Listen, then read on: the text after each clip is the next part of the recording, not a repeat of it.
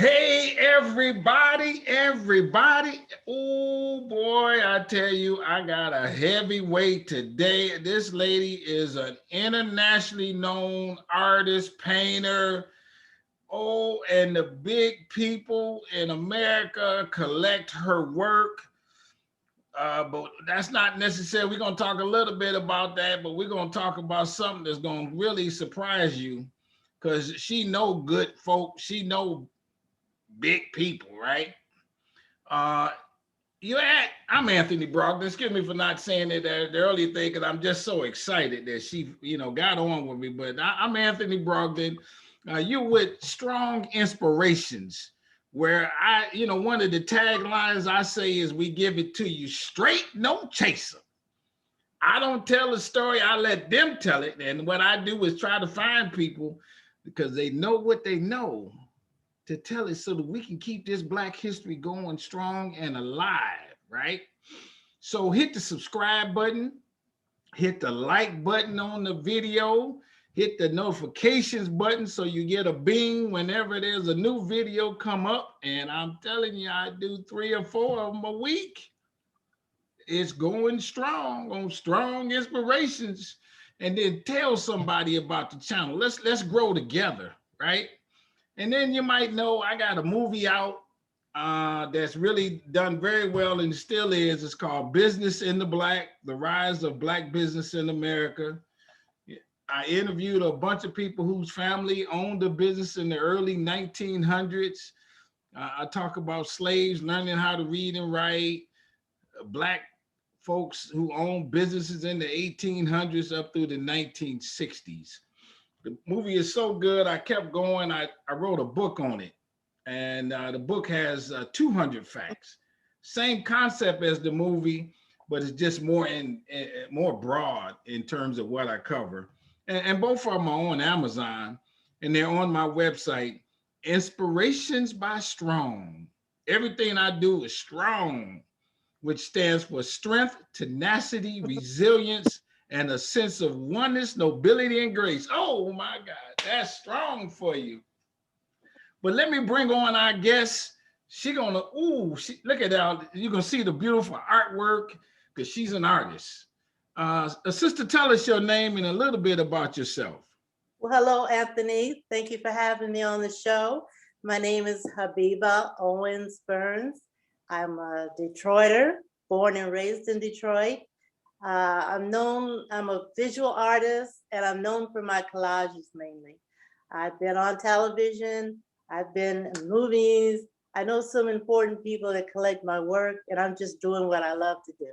Yes. Arts have been part of our DNA as Black folks all the way back to slavery days. I mean, why is that? How do people like you figure out you got a talent to want to even be an artist? Actually, I've always liked to draw since I was a little girl, and I didn't know I was going to be an artist. It's just something I wanted to do, and had many careers in my lifetime, but this is what I wanted to do. I found it relaxing, a way of expressing yourself, getting across your opinions, and also teaching lessons. Like, for instance, The Storyteller, which was one of my earlier works that I reproduced. It has a message in it: parents teach your children about their roots. It's so important today, especially among our African American and brown brothers and sisters. They don't really know. So you have to teach them early, start them out early so that they can be proud of their ancestry. So you use your art to talk about, let's say, Black history. You use Black history imagery and that kind of thing in your art, right? Exactly. Yes. And being a motivation speaker as well, I find that using my art as an example gets across what I want to convey to whoever I'm talking to. So yeah, it's a good way to, art is a good form of self-expression. And through my life, I've learned a lot, and I pass it on to the next generation. Now, because you're so prolific and so good, you've run across well, not you run across, they've run across you some really noted art collectors. And the one in particular that I wanted to kind of delve into is Alex Haley, the guy who wrote Roots. Yes. How did you first meet Mr. Exactly. Haley? Actually, my former husband, Carl Owens, renowned artist, he was friends with Alex, and I met him through Alex. I met Alex through Carl. So we became very good friends. When he would come to town to do speaking engagements, he would actually stay with us. And I always found it interesting to talk to him and kind of nitpick with him about his life. I can tell you quickly a story where he invited Carl and I to a big party he said at his place in Henny, Tennessee. Well, that little party turned out to be for 300 people. The governor of Tennessee, Oprah Winfrey was there, her entourage. And when we went out, when we arrived, he took us to what was called the Haley Lodge, opened the door, and all of my prints and Carl's prints were on the walls. And he said, "Welcome to the Owens Gallery." So he showcased our work. Wow. And that's where I met Oprah, by the way. Yeah. Met Oprah there, and it was so warm. And the thing was, though, from that meeting, she actually aired my evening stroll on her show, the last episode of Brewster Place. Okay. Yeah. Let me ask you, how did I mean, as an artist, and you talk to another artist, what's the connection in terms of him finding his gift and you finding yours? Did he express to you how he became a writer? It was a long process because, you know, he really became interested in going back to literally his roots, going to Africa and tracing his ancestry. And he also showed me this can of tuna, well, empty can, and the 35 cents he had when he first started out. He was dirt poor, didn't have any money, you know. So he was telling me little snippets of how he began and what took him, his interest in his ancestry took him all the way back. I actually met two of his African cousins when I went on that trip as well. They were there with their wives. Now, as an artist, and again, also with your time, well, let's say with Alex and maybe even yourself, to be so good at it, how hard did, like when you were in his company, did he always sit with an ink pen and jot down notes? And when he was at your home, did he always do some writing or something like that? Nope. In fact, that was his playtime. You know, he had his work time, which he was recluse more or less, and then he had his playtime. Did you know him when Roots came on TV? Were you friends at the time? Yes, I was. See, I have his book. So yeah, there you go. I have his book here. See, can you see that? So, you know, he autographed. Yeah. So yeah, he autographed this in 1990. So, but when Roots came on TV, you knew him. Did you send him a card? Yeah. Or, I mean, that was a big deal for him. That's what really gave him the national exposure. Yes. Actually, we did send him something and told him how proud we were of him and what he's done. And because of Roots, a lot of people have gone and searched for their own ancestry, gone to the motherland, including myself. I had my name giving ceremony in Accra, in Ghana, West Africa. I went all the way back home and met with a Paramount chief, gave him a whole case of schnapps. I paid for it. Yep. Let me, I guess, one more question about Alex. He also wrote the autobiography of Malcolm X. Yes. And I don't know if you're aware of this. When Alex passed away, they had an auction on his property in Henny, Tennessee, where I was, and they had an auction. And what they did was they had Madam C. Walker's information, and also they had the transcripts that you're talking about. Yeah. And my artwork. They were auctioning that off. They were auctioning that off. How big was his ranch? Oh God, let's see. It was several hundred acres. It was huge because it was divided in plots. Okay, he had 4 homes. Like one was a lodge, one was a big country house, one was a cabin, one was something else. I don't know. And then he had a black Mercedes, and he took me in this Mercedes across this low creek with the Mercedes to another side where it was just farmland, and he kept bees, okay? And then he had a catfish pond, and he had all this stuff going on. He had a full staff in the kitchen. They wore black and white, just like back in the day. And I mean, we're talking full course meals, because he treated us royally while we stayed Wow. 3 days with him.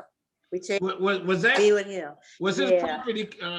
Did he tell a story? It was once a slave plantation or something like that. It Was was, his, you know what? It didn't occur to, you know what? Now that's a good question. I had to do some research on, because it could have very well been, yeah. but that was Henny, Tennessee. And now that I recall, that could have been his family's property. So Right. now, Okay. I'm sure you're in a, being a knowing Alice led you to want to find your own roots. How did you do it? How did you find your roots?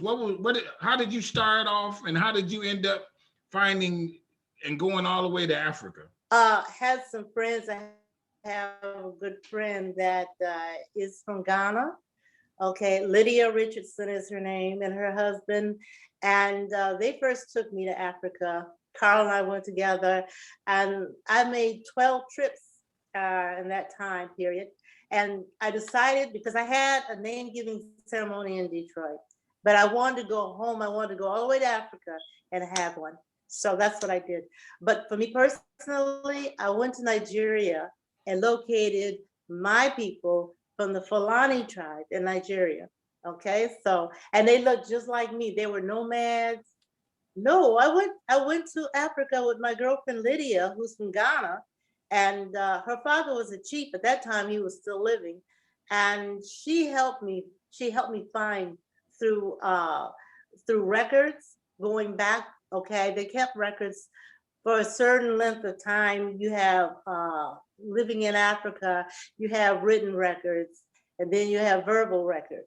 Okay, and because my ancestry, it is coming from the South like most folks, but then you go from your grandfather on down, and you take that information, and then I took it to Africa, and they traced it to the Fulani tribe. So it was a lot of people helping me along the way. I didn't directly do it myself because I needed help, but I had a lot of people helping me, and I ended up in Nigeria. So did you Yep. you actually saw a piece of paper? Yeah, I saw a document that this elder had in this village in Nigeria. And I have all these things written down. I can't say for sure Yes. everything off the top of my head. When you found this information, what did it do for you as a person? Did it give you a sense of pride? Did it make you cry? How did you feel? Anthony, when I first arrived in Africa, I literally knelt down and kissed the ground. I was on the tarmac, okay? Kissed the ground because I knew I had come full circle. And when I went to this chief to ask him permission to do my name giving ceremony, I asked him something that has always bothered me. I said, well, how do you feel about a light-skinned sister coming to Africa and claiming she's African American, and you know that there's some white blood in you too? And he said, it's not your fault we were taken from your home. Welcome home. I remember those words. And so they embraced me. Whoever I met in Africa embraced me, no problem whatsoever. I was home, no matter where I went. I've been to Senegal. Yes. You know my good friend Richard Gorey, I'll pop his name. Gorey Island, that's why I did the piece Gathering at the River. And so I know I have gone to the castles, touched the walls of the castle. I've been there. I've seen it firsthand. And my name is actually sketched inside on one of the walls. One of the boys, little boy, he sketched my name on the wall. He said, you'll never be forgotten. That's okay. So wow. It's an amazing feeling. I would recommend at least go once, to see for yourself. And feel energy coming, right out of the not just the walls of these quarters, but the water, just the ground. Everything is reminiscent of back in the day when you knew people were free. They weren't slaves until they got on that ship. Yeah. And then they were slaves. But before that, they were free. You know, it's a powerful feeling. It's just, even today, I still get chills thinking about it. And it was a long time ago. And as you said earlier, you alluded it was a long time ago. that your trips and journeys have played a big influence on your art and what imagery you put on the canvas. Exactly. Exactly. The work that I do is it reminds you of where I've been, where I'm going, and where I want to go. We are descendants, direct descendants of great kings and queens. So you should be holding your head up high, you know? And if you carry yourself with respect, you will get respect. And this is what I teach. I thank you so very much for coming on Strong Inspirations. Everybody, this is what we do. We bring it to you. We bring it to you as best we can, and I let them tell the story. Come on and hit the subscribe button, hit the like button, hit the notifications button. I don't care what button you hit. Tell somebody about Strong Inspirations. Thank you, sister, for taking time out, sharing your craft. Thank you, Anthony. Thank you for people. Check your roots. Find out where you come from. It made her cry. I'm going to do it. I know I'm gonna cry. Thank you so very much again for being on Strong Inspirations and coming with us. I'll be back in touch. Thanks again. Bye-bye.